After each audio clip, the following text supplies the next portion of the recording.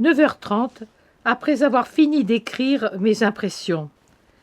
Jésus dit : « Tu as bien dit, c'est mâcher de la paille, et je veux que tu te nourrisses de blé naturel. La paille ne nourrit pas, elle remplit sans nourrir. Il en est ainsi d'une grande partie de la science. Ce qui est toujours un danger dans toute science, et même pernicieux, lorsqu'il s'agit de la science des choses de Dieu. Mais c'est comme ça maintenant. Les docteurs de la science sacrée oublient trop souvent ce dont ils traitent, qui ils servent et de quelle puissance ils parlent. Ils oublient aussi à qui ils s'adressent et les conséquences de leur enseignement, lesquelles, comme des vagues, se propagent au large après avoir frappé directement les premiers qui les lisent. Ils pourraient être des lumières. Ils sont de la fumée qui voile la lumière même là où elle se trouve. Ils aiment faire étalage d'érudition humaine. En vérité, je te dis que s'il est plus facile pour un chameau de passer par le chat d'une aiguille que pour un riche d'être sauvé, il sera encore plus difficile que soit sauvé un ecclésiastique humainement savant ou quiconque traite de religion avec la science humaine. Non seulement auront-ils à répondre de s'être repus, remplis jusqu'à en déborder d'érudition humaine, en niant sa place à la science sacrée et en l'expulsant d'eux-mêmes, mais ils auront à répondre du mal incalculable qu'ils ont fait aux autres, en commençant par leurs confrères et leurs consoeurs, jusqu'aux simples fidèles et aux humains en général. En vérité, je te dis que la lumière qui nimbera le front d'un humble croyant, lequel ne sait que dire ses oraisons sans autre vertige de culture, fera rougir de honte ceux qui, comme Épulon, ont voulu tous les aliments sur leur table, en oubliant un seul, celui de la charité. Et la charité leur sera fermée. Elle sera très avare avec eux, comme ils furent fermés et avares avec elle. Ces savants ne comprennent pas le cantique qui voile les amoureux rapports entre Dieu et l'Église et entre Dieu et les âmes. Ils ne peuvent le comprendre. Seuls les amoureux de Dieu entendent le son de la 8e corde, ce son que produit le toucher du doigt de Dieu mu par l'amour.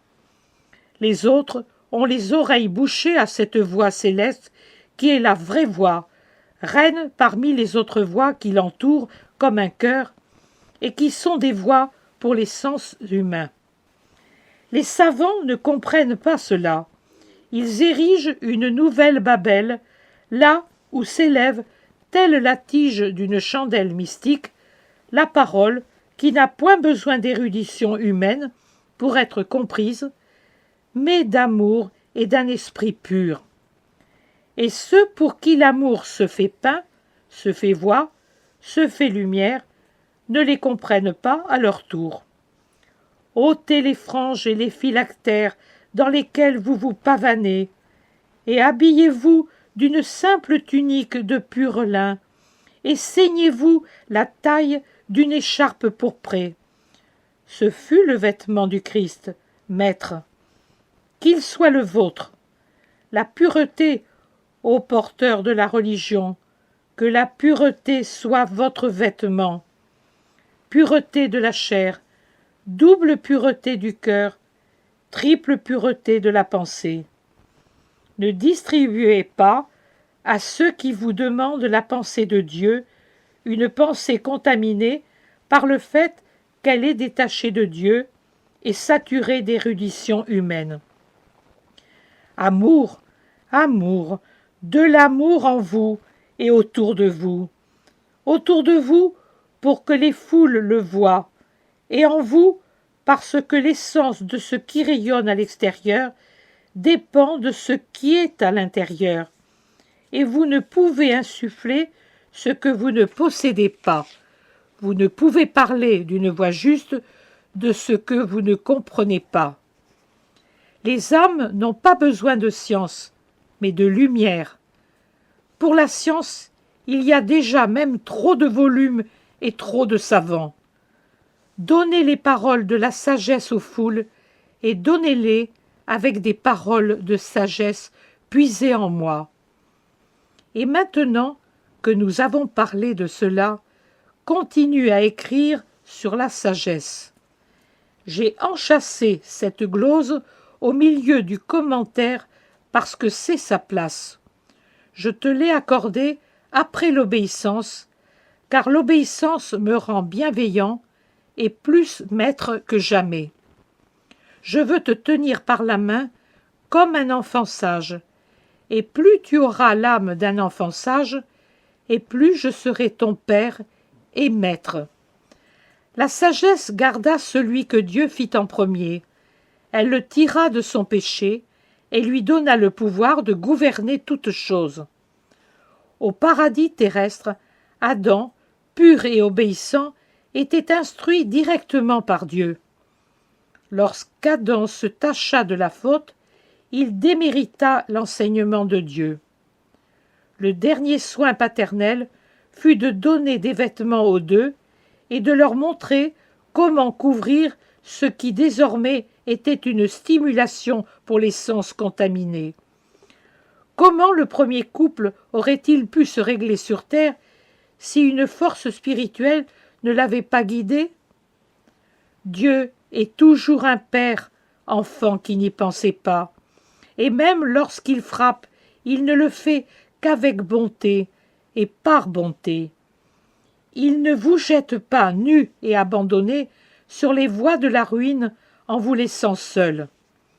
Si vous attirez sur vous le châtiment, il lui unit des secours spirituels. Mais faits de chair et de sang, vous ne les appréciez pas. Vous voulez seulement ce qui est joie et nourriture de votre chair et de votre sang. Adam n'entendit plus la voix de l'offensé, mais l'offensé ne le laissa pas sans lumière, puisqu'il l'aimait comme l'œuvre de ses mains. Il lui donna des lumières d'instinct et des lumières de repentir. Les premières pour sa chair, les secondes pour son âme.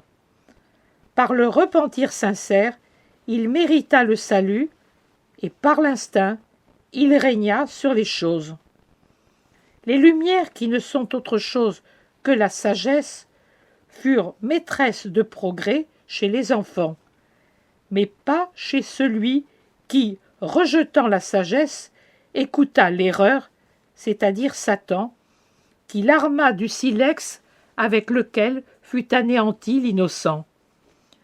La sagesse instruisit le juste pour qu'il sauvât la descendance de l'homme et les espèces des animaux du châtiment des eaux relâchées sur le monde, lequel était devenu un cloaque.